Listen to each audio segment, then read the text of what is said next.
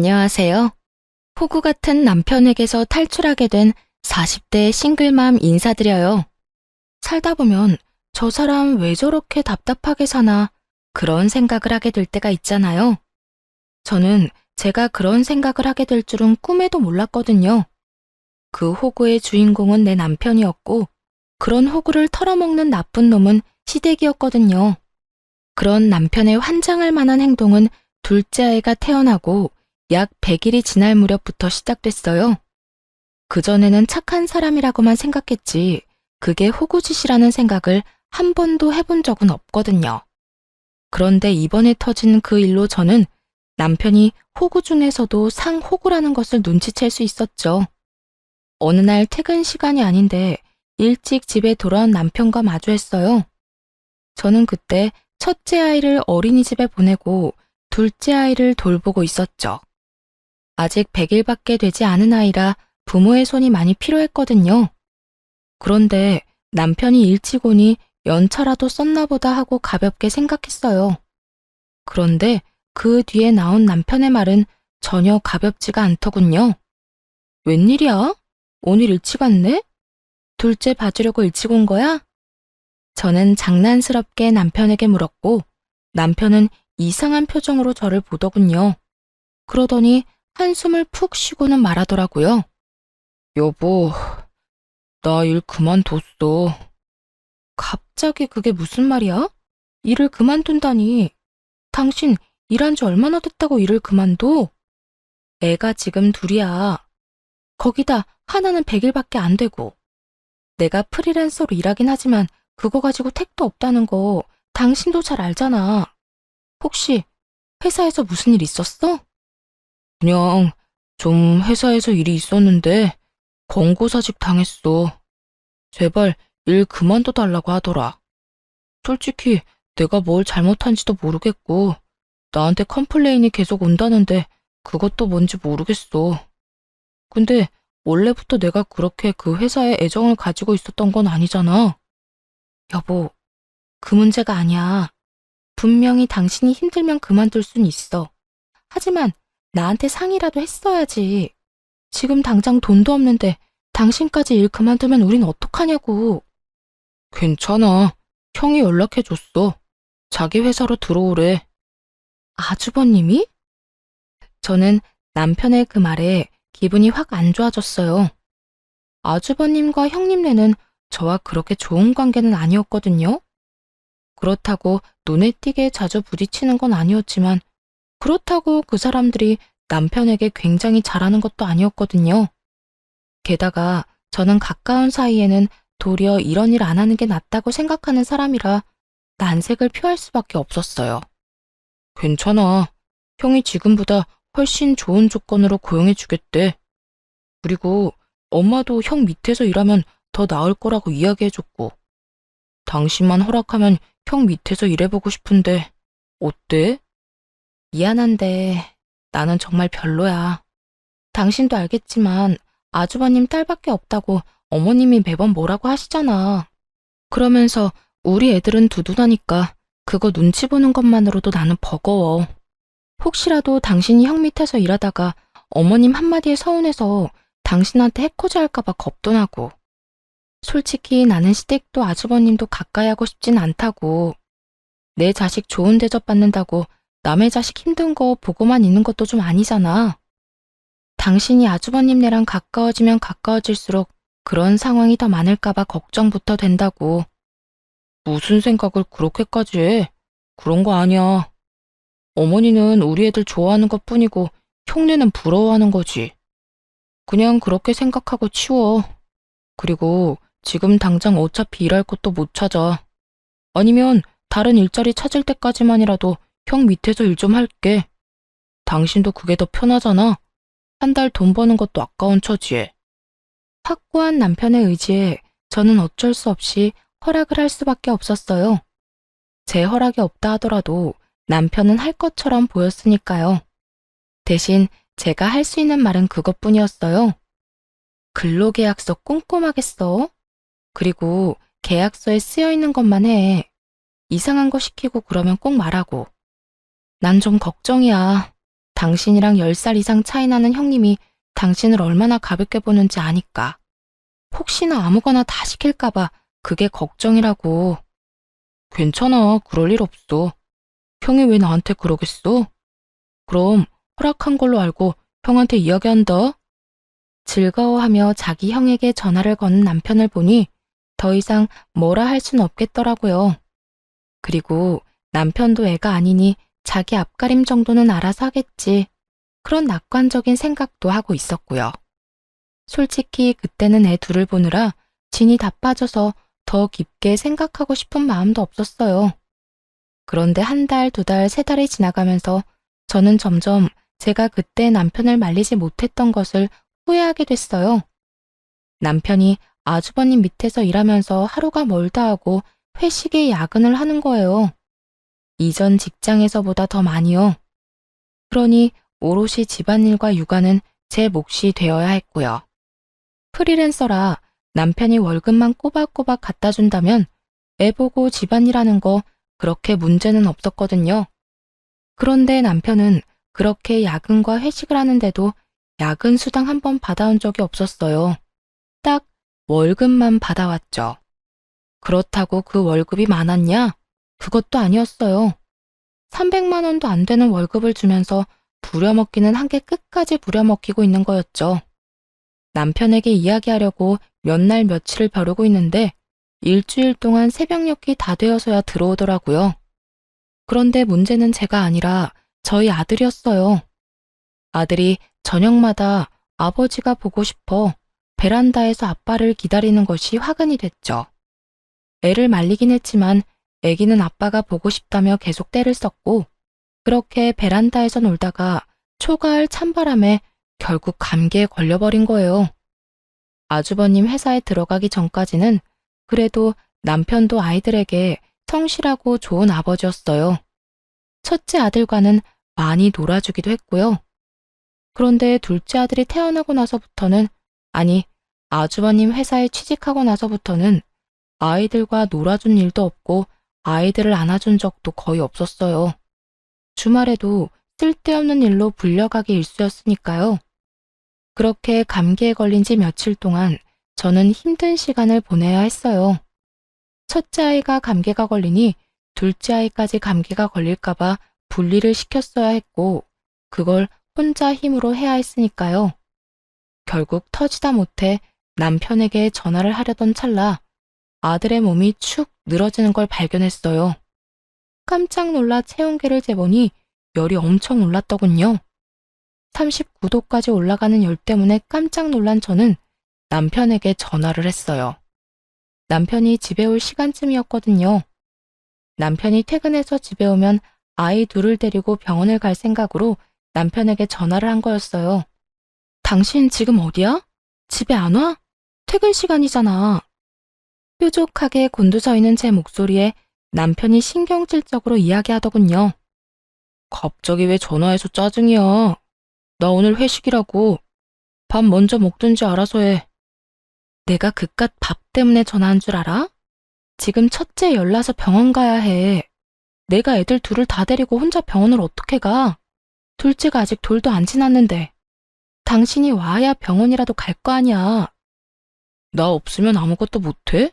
그럼 택시라도 타고 가. 네가 없어서 아무것도 못하는 게 아니라 이럴 때라도 좀 곁에 있으라고 전화를 한 거야. 네가 그러고도 아빠야? 애가 너 찾다가 감기 걸리고 열까지 나는데 제정신이면 회식 제쳐두고서라도 달려와야지. 나한테 애 다 맡겨놓고 너 도대체 뭐 하는 거야? 너 아주버님 회사 들어가고 이상해진 거 알아? 뭐 약점이라도 잡혀서 휘둘리는 거야? 아니면 나랑 헤어지고 싶어서 선 긋는 거야?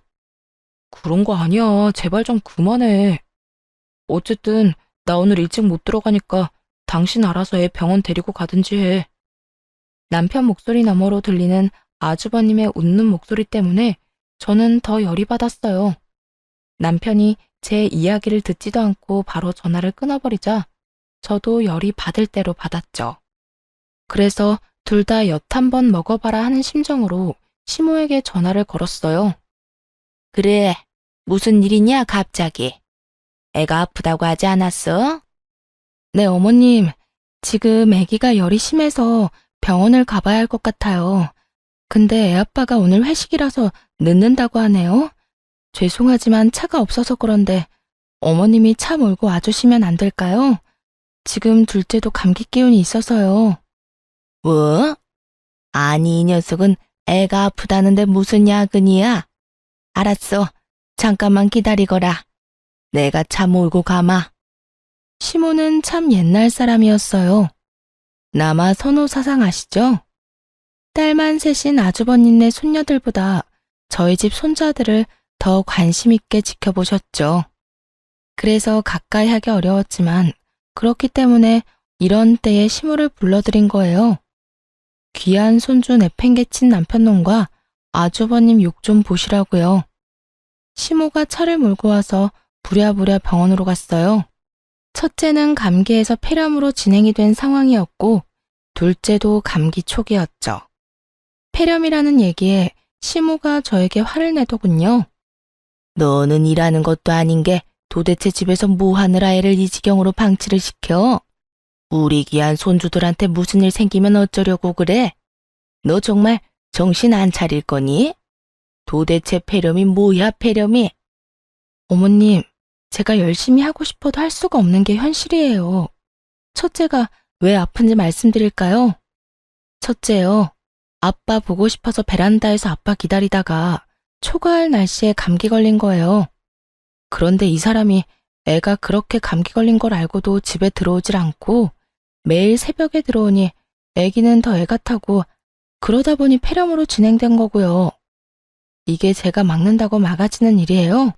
애가 아빠 보고 싶다는 걸 그럼 어떻게 말릴까요? 그리고 저도 이제 마냥 애만 볼 수도 없어요. 남편 월급 300만 원도 안 되게 벌어오는데 지금 애들 독방 육아에 집안일까지 제가 다 해야 하고 생활비조차 제대로 나오지 않아서 저도 일해야 할 판이라고요. 그런데 더 열받는 건 이 와중에 회식을 자기 돈으로 하고 있더라고요. 남편 말로는 아주버님이 나중에 다 돌려준다고 얘기했는데 그 말만 벌써 2달째예요. 돈 돌려준 적 없고요. 제가 이렇게 살아서 뭐해요? 애는 아빠 기다리는데 아빠는 매일 회식에 야근이지. 야근 수당도 안 나와서 생활비는 매달 부족하지. 저 이번 달에 남편 얼굴 제대로 본 거 5일도 안 돼요. 어머님, 이런 식으로 일하는 게 맞나요? 아주버님 직장에 괜히 보낸 것 같아요. 애한테도 몹쓸 짓이고. 제 말에 시모가 깜짝 놀랐어요. 그런 상황이라고는 전혀 상상도 못하고 있던 것 같더군요. 노발대발한 시모가 당장 아주버님에게 전화를 걸더군요. 그리고는 당장 소아과 앞으로 오도록 이야기하더군요. 너 동생 데리고 쓸데없는 일 하고 다닐래? 무슨 야근이랑 회식이 이렇게 많아? 너 동생 그러려고 데리고 갔니? 엄마가 이야기했지? 동생 제대로 돌봐주라고. 너 때문에 빚 못 보고 살았어도 네 동생이고 우리 손주들 아빠야. 너 동생한테 잘해야 한다고 몇 번을 이야기했어? 이런 식으로 늦게까지 애 데리고 있지 마. 쓸데없는 일 가지고 우리 손주들이 아빠 보고 싶은데 아빠도 못 보게 하는 게 말이 돼. 그리고 월급은 왜 또 그렇게 적게 줘? 야근 시켰으면 수당도 맞게 챙겨줘야지. 동생을 무슨 하인처럼 부려먹어? 어머니, 그런 게 아니고 직원들 사기 차원에서 그런 거고 돈은 곧 주려고 했어요. 야근도 회식도 한 달에 한두 번이면 되지. 곧 주려고 했어가 아니라 지금 당장 줘. 내가 보는 앞에서. 그리고 한 번만 더 우리 손주들 안 좋은 소식 들리면 그때는 너라도 용서 못해. 알아들어?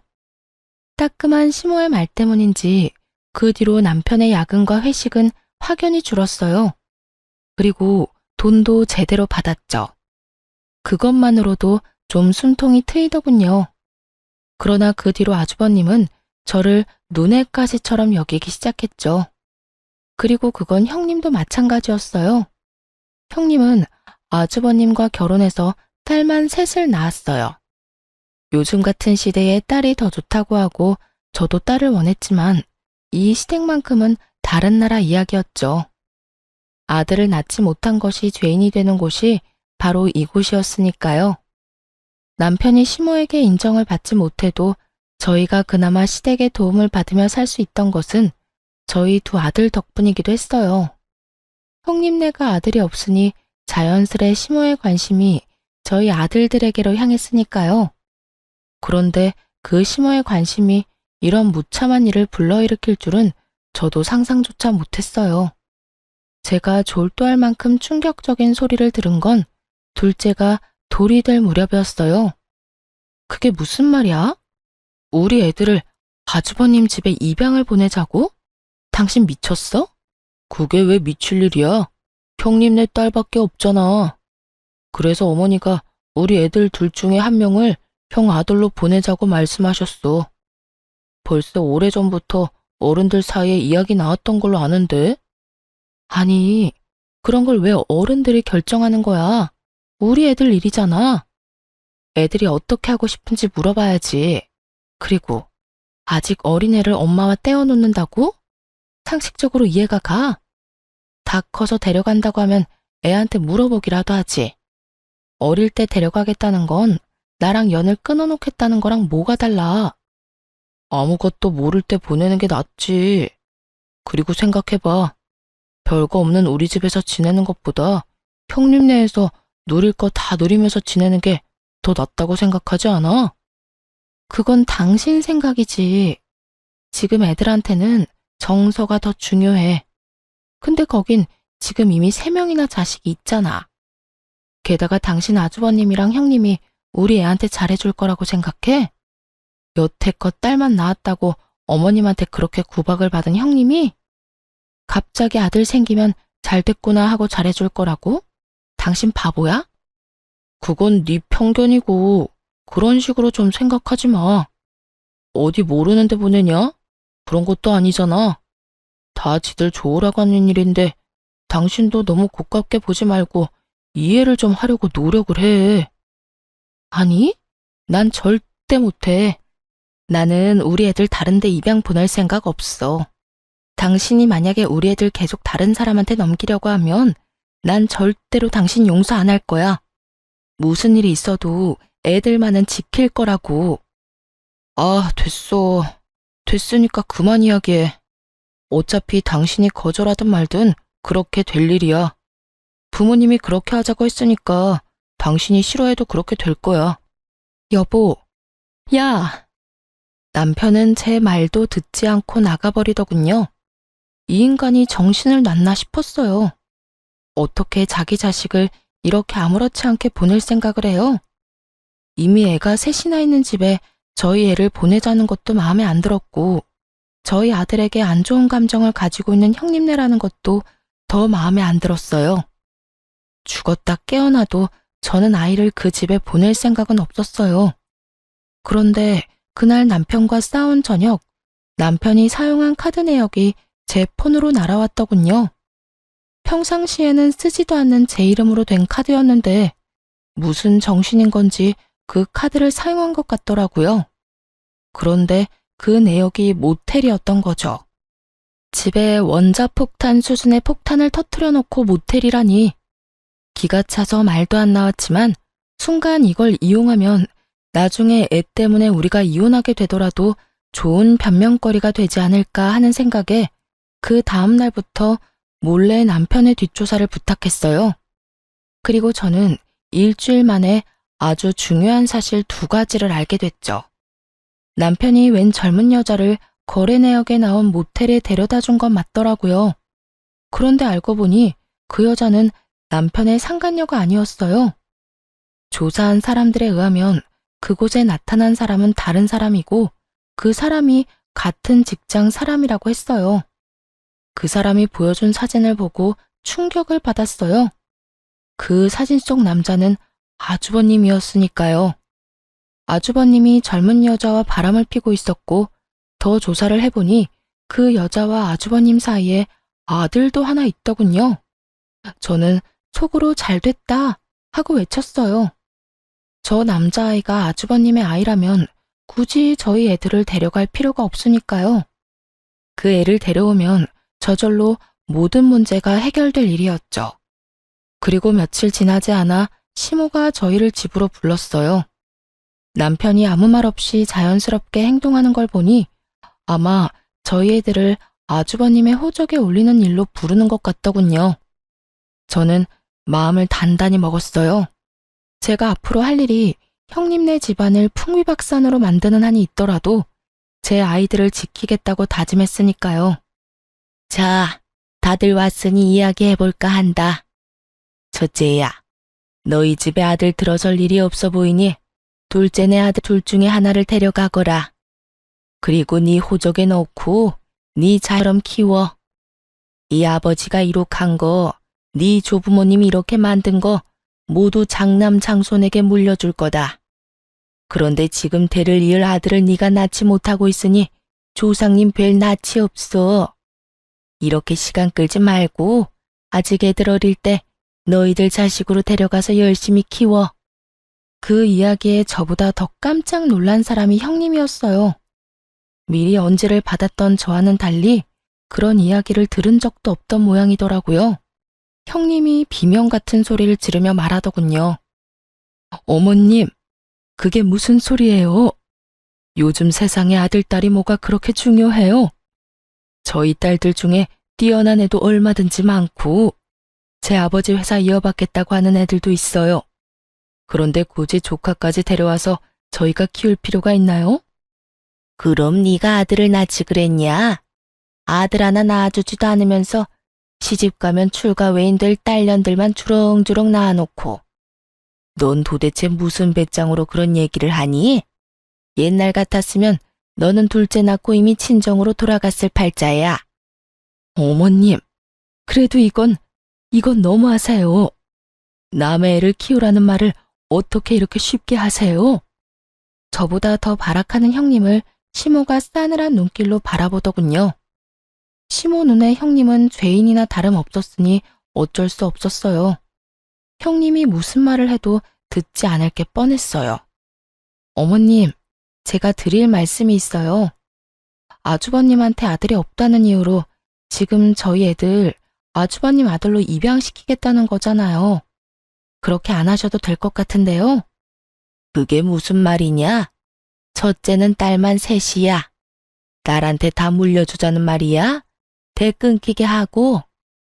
아니요, 그게 아니라 사실 얼마 전에 저희 남편이 제 카드로 모텔을 간 적이 있더라고요. 그래서 남편이 바람이라도 났나 싶어서 조사를 했더니 남편이 바람난 게 아니라 다른 사람이 바람이 났더라고요. 그 바람난 사람이 아주버님이었고요. 그런데 아주버님이랑 상간녀 사이에 아들이 하나 있더라고요. 아주버님이랑 무척 친해 보이던데. 그 아이 아주버님네 아들 맞죠? 뭐라고? 죄수씨, 동서, 도대체 무슨 말을 하는 거야? 제 말에 집안이 한바탕 뒤집어졌어요. 형님은 제게 무슨 소리 하느냐며 말도 안 되는 소리 하지 말라며 소리를 질렀고 아주버님은 저를 째려보기만 하더군요. 그런 아주버님을 보며 말했어요. 어머님, 저는 저희 애들 아주버님네 보낼 생각 절대 없어요. 그러니까 그 아들 데리고 와서 손수 삼는 게 어떨까 싶네요.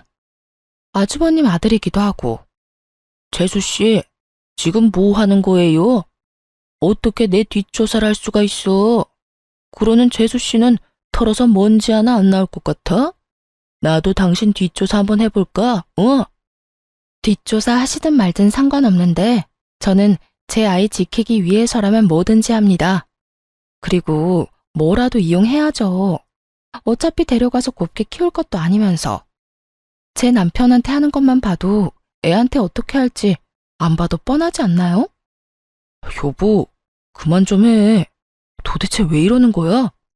왜 그런 얘기하기를 여기서 하는 거냐고. 여기 아니면 어디서 해. 여기서만 할 수 있는 말이잖아. 우리 애들 안 뺏기려면 무슨 말인들 못해?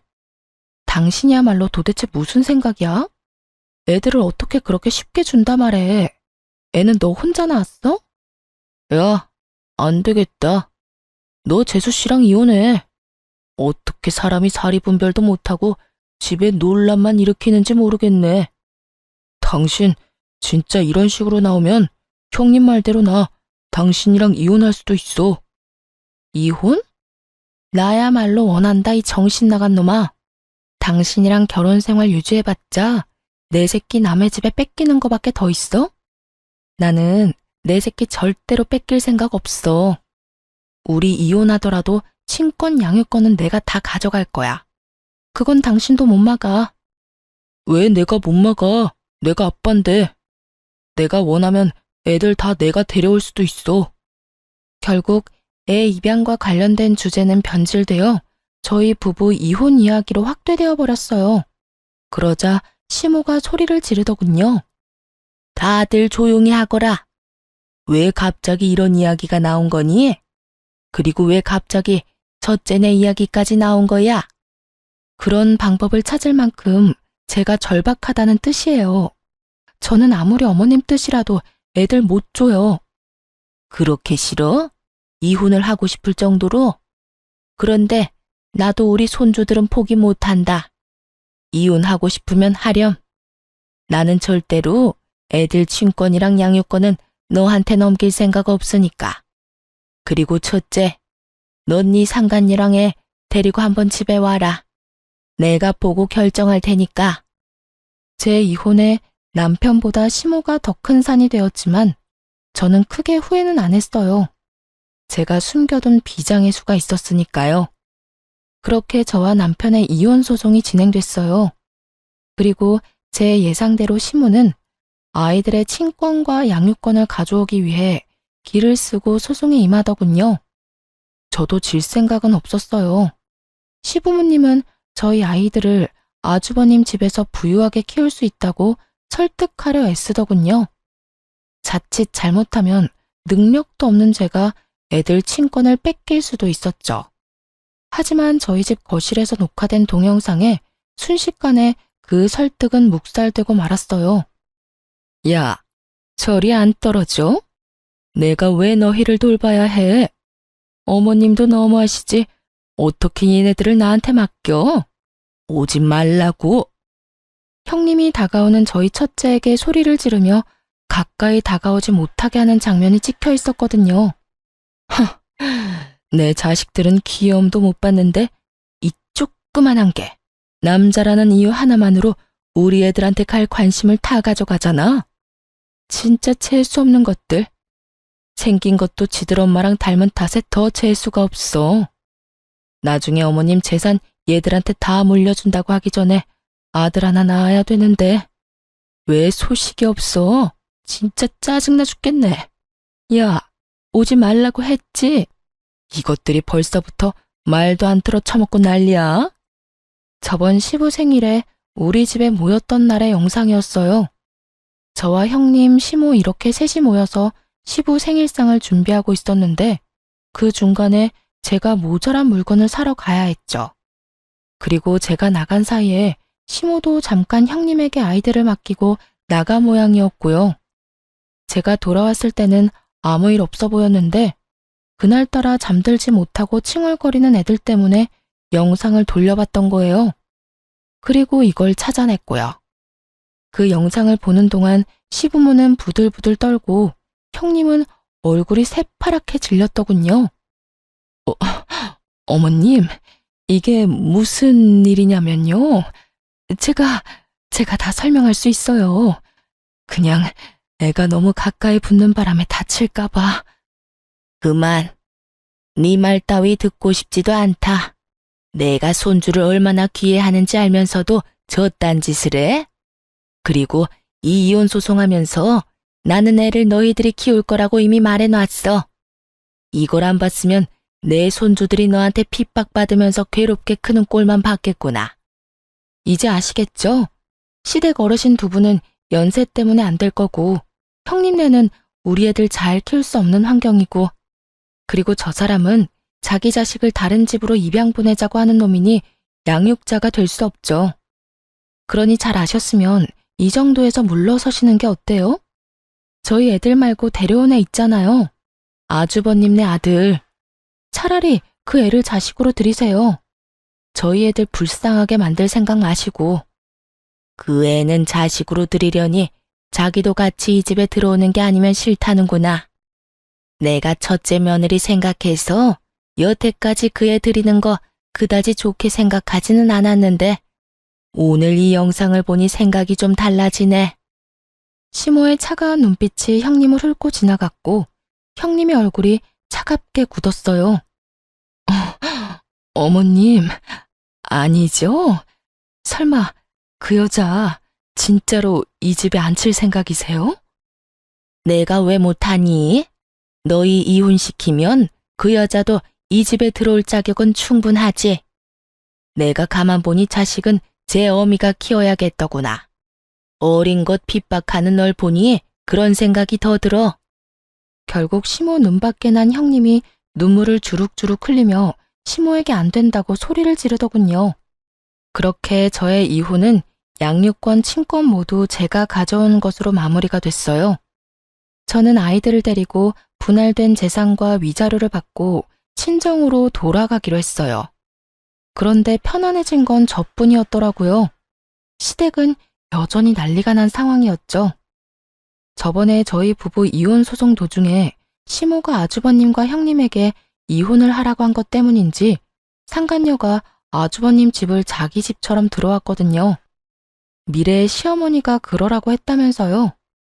그런데 그렇게 밀고 들어온 날 형님도 무슨 생각인지 시모에게 상간녀의 아들에 대해 친자 검사를 해보라고 했다는 거예요. 철두철미한 시모도 그 말에 일리가 있다 싶었겠죠. 처음에야 장남에게 장손이 생겼다는 말을 듣고 반색하며 반가웠을지 몰라도 남의 씨를 데려온 거면 끝나는 거잖아요. 그렇게 검사를 맡겼는데 결과가 나온 날이 공교롭게도 시모가 저희 아들들과 마지막으로 얼굴 보며 인사하고 싶다고 했던 날이었던 거죠. 그 덕분에 저는 그 집안에 든 망조를 고스란히 목격했고요. 글쎄 검사 결과가 친자 불일치로 떴어요. 아주버님의 아들이 아닌 거죠. 그 일로 기세등등해진 건 형님이었어요. 어머님, 보셨죠? 저 상간녀가 다른 놈에 낳아놓고는 남편 자식이라고 우기는 거. 우리야말로 뻐꾸기 자식을 키울 뻔했어요. 형님은 상간녀를 비웃으며 그렇게 말했지만 상간녀도 지지 않더군요. 상간녀는 피식 웃더니 형님에게 말했어요. 그러는 자기는 굉장히 순결한 척하네. 당신이 나보다 더하면서 어떻게 된 게 애 셋이 전부 남편 자식이 아닐 수가 있대? 그렇게 내놓은 것은 세 딸과 아주버님의 친자검사 결과였어요. 집에 쳐들어와서 뭘 하나 싶었는데 형님네 딸 셋의 친자검사를 맡긴 거였더라고요. 자기 자식이 아주버님의 친자가 아니라는 사실을 알고 물귀신 작전을 쓰려는 생각이었던 것 같더라고요. 내가 아니면 너도 못 가진다. 뭐 그런 생각이었겠죠. 어머님, 아니에요. 설마 애들이 남편 자식이 아닐 리가 없잖아요. 정말로 믿어주세요. 네? 이 미친 것들이 전부 입 닥쳐. 그래, 정리해보면 여기 이 자리에 내 손주가 아니라고 판명된 아이가 넷이나 된다는 거야? 그것도 처대 자식들만. 그렇죠. 그리고 솔직히 저도 좀 억울한 게 제가 이 사람 자식 낳아주고 싶었어요. 그런데 이 사람 무정자증인 거 아세요? 내가 아는 병원 통해서 슬쩍 확인해 본 거예요. 우리한테 뭐라 하실 게 아니라 시 없는 당신 자식한테 뭐라고 해야지. 아주버님의 상간녀는 아주 거침이 없더군요. 이왕지사 이 집안에 못 들어오게 된 거 아예 다 망쳐놓을 생각으로 입을 떠벌리더라고요. 시모가 완전 열이 받아서 상간녀를 내쫓았어요. 그리고 아주버님에게 화를 내더군요. 넌 도대체 뭐 하는 놈이야? 여태껏 네 몸 상태 하나 확인도 못해? 자식이 네 자식처럼 안 생긴 것 같다는 생각도 못했어? 왜 그 모양이야? 우리가 지원을 해주면 지원해주는 만큼만이라도 돌아오는 게 있어야 할 거 아니야? 지금 네 꼴을 좀 봐라. 마누라도 심지어 네 애인마저도 너를 호구로 삼았잖아. 어머니, 제가 당하고 싶어서 당했어요? 쥐들이 속이려고 하는데 제가 어떻게 안 속아요? 너 당장 병원 가서 진짜로 네가 무정자증인지 알아와. 지금 당장. 그리고 첫째 며느리 너. 아니지. 이제는 며느리도 아니지. 네 년도 당장 내 눈앞에서 꺼져. 네 새끼들 내 눈앞에 보이기만 해. 시모의 서슬퍼런 노성에 형님도 후다닥 도망갔고 아주버님도 사라졌죠. 저는 태풍같이 지나간 시댁 거실에서 전 남편과 조용히 앉아 있었어요. 오늘이 마지막 날이라는 생각에 가벼운 마음으로 왔는데 이런 즐거운 구경을 할 줄은 몰랐거든요. 속으로는 웃으며 겉으로는 최대한 차분한 표정으로 앉아 있었어요. 그랬더니 시모가 저를 보고 말하더군요. 너도 설마 딴 남자애들 데려온 건 아니지? 그렇다고 보기엔 애들이 둘째 어릴 때랑 똑 닮긴 했지만. 이 사람 아이 맞아요. 검사는 해도 상관없는데 검사 후에 애들 데려가지는 못하실 거예요. 저희 이혼했잖아요. 애들 친권은 제가 가지기로 했고. 시모 눈에 후회가 가득 맺히더군요. 이럴 줄 알았으면 그때 무리를 해서라도 애들을 데려왔어야 했다는 표정이었어요. 시모가 전 남편에게 묻더군요. 그러면 너는 정상이겠지. 올해 안에 여자 데려와서 결혼해서 아이 낳도록 해봐. 아들만 낳으면 내가 다 지원해 줄 테니. 어머니, 그런데 어쩌죠? 저 이미 묶었는데요. 그 말에 시모 눈이 동그래지더니 소리를 질렀어요. 뭐를 묶어? 너 설마 진짜로 정관수술한 거야? 미쳤어? 왜 네가 그딴 걸 해? 왜? 그야 아들이 둘이나 있으니까 더 이상 아들 낳을 필요는 없겠다 싶어서 그냥 묶은 거예요. 저희 형편에 애만 더 늘면 뭐해요? 흥분의 집에 애 늘면 더 가난해지기밖에 더 하겠어요? 왜 네가 흥분의 집이야? 우리가 흥부야? 요즘 어느 흥부가 건물 가지고 있어? 그치만 그거 저한테 주실 생각 없잖아요. 지원도 다 형한테만 해주고 저는 관심 바뀌었잖아요.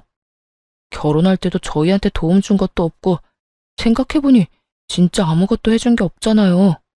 형 반만이라도 해줬으면 제가 이런 꼴이진 않겠죠. 말을 하다 보니 빈정이 상하고 자신의 현실이 떠올랐는지 전 남편이 시모에게 대들면서 큰 소리를 치더군요. 그런 둘째 아들 반항을 처음 겪었는지 시모 얼굴이 거의 황당과 경악으로 물들었어요. 너 지금 엄마한테 그게 무슨 말버릇이야? 네가 어떻게 우리한테 그런 말을 해? 키워주는 애도 모르는 배은망덕한 놈. 전 남편과 시모가 한바탕 싸우기 시작하자 저는 그 사람들 몰래 애들 데리고 빠져나왔어요. 그리고 그 뒤로는 그 사람들 소식도 못 들었죠. 궁금하긴 했지만 관심 끊었어요. 지들이야 지지고 볶든 저랑 뭔 상관이에요. 저는 제 갈 길만 열심히 찾아가면 그만인데. 그런데 시부모와 남편이 우리 애들 보고 싶다며 얼굴만이라도 보고 싶다고 하더군요. 우리 애들이 보고 싶어? 어머님이 보고 싶은 거 아니고? 당신은 애들을 남의 집에 넘겨도 되는 애들한테 별 생각 없는 인간이잖아. 내 말 틀려? 그 일은 진짜 미안하다고 생각하고 있어. 형수님이 그런 사람인지도 몰랐고, 형도 그런 일이 있었던 건지도 몰랐으니까. 이혼했지만 면접 교사권이 있으니 어쩔 수 없이 만났어요. 그런데 시모도 같이 나왔더라고요. 제가 그 집에서 나오기 직전까지만 해도 싸우고 있던 두 사람이 화해를 한 건지 임시로 휴전을 한 건지는 모르겠지만 분위기는 나빠 보이지 않더군요. 그런데 두 사람이 하는 말이 더 웃겼어요. 예, 내가 참 미안했다. 애들을 남의 자식으로 보내는 게 엄마 입장에서 얼마나 힘든지 생각도 못했어. 그냥 그렇게 가면 애들한테는 더 좋을 거라는 생각만 했지. 변명하는 건 아니지만 그렇게 첫째 아들로 입양되면 우리 전 재산 다 물려주려고 했으니까. 그러니까 우리 의도가 그렇게 나쁜 것만은 아니었다는 걸 네가 알아줬으면 좋겠구나. 그리고 앞으로 첫째 며느리가 했던 그런 나쁜 일은 절대 없을 거야. 앞으로는 이라는 단어가 무척 거슬리더군요. 그래, 여보. 나도 미안해. 형이 그런 사람인지도 몰랐고, 형님도 그런 사람인지 몰랐지. 저 애들 데리고 다시 돌아오면 안 돼? 우리가 더 잘할게. 엄마도 우리 애들한테 다 지원해준다고 했고. 아니, 난 싫어. 자식들한테 사랑 없는 아빠랑은 같이 살고 싶어도 그렇게 못 살아. 이미 신뢰가 다 깨져버렸으니까. 여보, 잘 생각해봐. 아니면 애 하나라도 형 밑으로 넣어주면 안 돼? 대신 부모님이 형 말고 우리 애한테 유산 다 물려주신다는데. 엄마가 우리 애들 친자검사 다 했는데 내 자식이라고 결과 나와서 다 해주신대. 저 모르게 친자검사까지 했다는 말에 헛웃음이 나오더군요. 그 와중에 또 저를 의심해서 그런 짓까지 했다는 게 너무 가소롭고 짜증나서 열받았지만 전 남편이 다시 자기 형 밑으로 애 넣겠다는 말에는 참지 못하겠더라고요. 너 진짜 웃긴다. 또 친자검사는 언제 했대? 의심됐으면 그냥 의심하고 말지. 그랬으면 이렇게 우리 애들 나 찾아와서 그딴 미친 소리는 안 했을 거 아니야. 그래, 우리 애가 네 핏줄인 건 맞아. 그건 빼도 박도 못하는 진실이지. 그런데 왜 굳이 또 아주버님 밑으로 애를 넣으려는 거야? 정신 나갔어? 네가 키우겠다고 했으면 단 1초라도 생각이라는 건 해봤을 거야. 그런데 아주버님은 절대 안 돼. 넌 그렇게 당하고도 아주버님을 몰라? 여보, 형 욕하지 마. 형도 이번에 많이 반성했어. 그런 일 벌인 건 형이 잘못한 일이지만 그렇다고 우리한테 직접적으로 폐를 끼친 적도 없잖아. 그래, 예, 그게 중요한 거지. 걔 마누라가 잘못한 거지 걔가 잘못한 건 아니잖니. 그러니까 너도 오해를 풀고.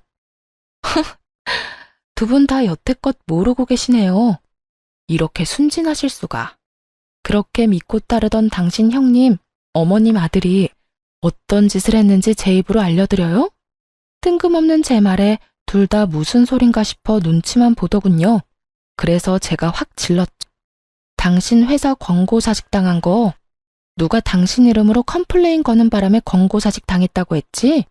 그거 누가 그런 건지 알아? 당신이 그렇게 믿고 있던 당신 형님이 한 짓이야. 뒤로 손 써서 계속 컴플레인 넣은 거 당신 형님이라고. 미친 거 아니야? 우리 형이 왜 그런 짓을 해? 그래, 아들이 그런 일에서 뭘 얻는다고 그런 짓을 하니? 분명 네가 잘못 알고 있는 걸 거야. 네가 과대망상인 거지. 그럼 확인 한번 해보실래요? 저는 그 자리에서 폰을 꺼내 아직까지 저장되어 있던 아주버님 전화번호로 전화를 걸었어요. 무슨 일로 전화했습니까? 우리 사이에 전화 같은 거 할 일은 없을 텐데. 한 가지 너무 궁금한 게 있어서 전화했죠. 우리 남편 왜 일 그만두도록 만들었어요? 아니, 이혼까지 했으면서 이제 와서 그건 왜 궁금합니까? 저도 이유는 알아야 속이 편하죠. 그건 저도 알아야겠어요. 말씀해 주실 수 있나요? 말 못할 것도 없죠. 어차피 그놈이랑 연락도 안 할 거 아닙니까? 아니, 인간적으로 재수 씨가 잘못하긴 했잖아요. 그쪽 애들 때문에 갑자기 부모님이 동생한테 관심 가지는 것도 눈에 거슬렸고, 동생이 또 워낙 유명한 호구 아닙니까? 부려먹기 딱 좋잖아요. 이혼할 때까지는 잘 써먹었는데 이혼하고 충격을 좀 받았는지 요새는 조금 제정신으로 돌아왔던데요. 뭐 솔직히 그렇게 부려먹을 때는 재수 씨도 같이 괴롭힐 수 있어서 좋았으니까 지금은 그렇게 과하게 괴롭힐 일도 없고. 절 괴롭힐 목적이었으면 이혼하고 그 사람 놔줬어도 됐잖아요. 그런데 여전히 그 회사 다니던데 왜 그런 거예요? 참 순진하시네.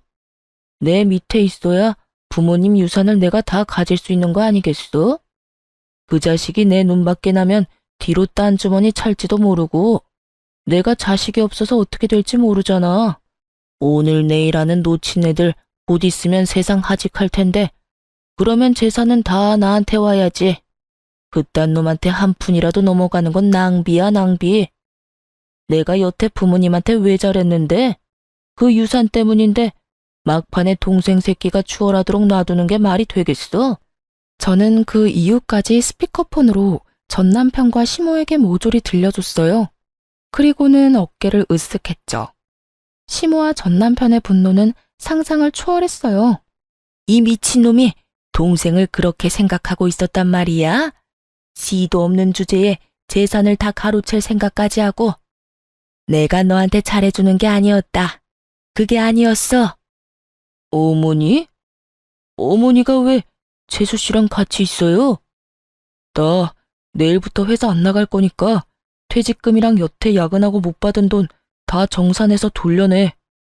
안 주면 노동청에 신고할 거야? 그리고 2번 다시 나한테 형이라고 불릴 생각하지도 마. 이 나쁜 새끼. 어? 너까지 왜? 아이씨, 너희들 짜고 지금 나 엿먹인 거야? 재수씨, 어떻게 이럴 수 있어요? 재수씨고 뭐고, 넌 이제 국물도 없을 줄 알아. 이 호로 자식 같으니라고. 너 같은 놈을 믿은 내가 미친년이지. 뭐? 오늘 내일 하는 노친네? 네가 네 부모님을 어떻게 생각하는지 잘 알았다.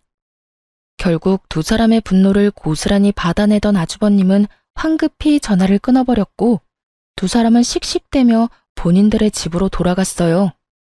나중에 들어보니 시부모 재산은 사회에 환원하기로 유언장을 작성했다고 하더군요. 그거 듣고 아주버님과 전 남편 어떻게 그럴 수 있냐고 난리치고 그날 완전 동네 떠나가라 소리쳤답니다. 전 남편은 그제야 제정신이 들었는지 새 직장 찾으러 떠났지만 이미 나이도 들었고 경력은 별거 없는 상태였으니 취직도 제대로 못하고 상하차 알바를 하고 있다더군요. 힘쓰는 일 하느라 골병 들었다고 하더라고요. 그리고 이 집의 최대 빌런 아주버님은 와이프에게 이혼당하고 시댁에 들어와 살고 있었다는데 이번에 동생 호구로 잡고 부모님 유산 탐낸 것 때문에 시모가 시댁에서 쫓아냈다고 하더라고요. 정말 시댁이라는 그 견고해 보이던 성이 와장창 무너지는 건 정말 순식간이더군요. 저는 아이도 지키고 재산 분할도 받았으며 위자료까지 받고 친정집에서 애 키우며 살고 있어요. 정말 이혼을 결정하고서 무슨 정신이었는지도 모를 정도로 바쁘게 살았어요. 호구였던 전 남편과 그런 호구를 뜯어먹으려 했던 시아주버님, 그리고 그런 두 자식에게 배신당한 시부모까지 아주 대환장 파티를 한번 겪고 나니 솔직히 이혼하길 잘했다는 생각밖에 들지 않더군요. 그런 환경에서 애를 키우면 더 안 될 것 같다는 생각만 들었으니까요. 저처럼 답답한 분들도 많이 있을 거예요. 여러분, 호구와 성격 좋은 건 다르더라고요. 그걸 착각하면 저처럼 고생하게 될 수도 있으니 주변을 잘 살펴보세요. 후회는 언제나 지각생이죠. 그래도 지각을 하더라도 빨리 벗어나는 건 무엇보다 더 중요하다고 말하고 싶네요. 언제까지고 후회만 하고 있다가는 언젠가 자신의 삶마저 휘말릴 수도 있으니까요. 제 사연 읽어주셔서 감사합니다. 여러분에게는 밝은 앞날만이 함께하길 바래요.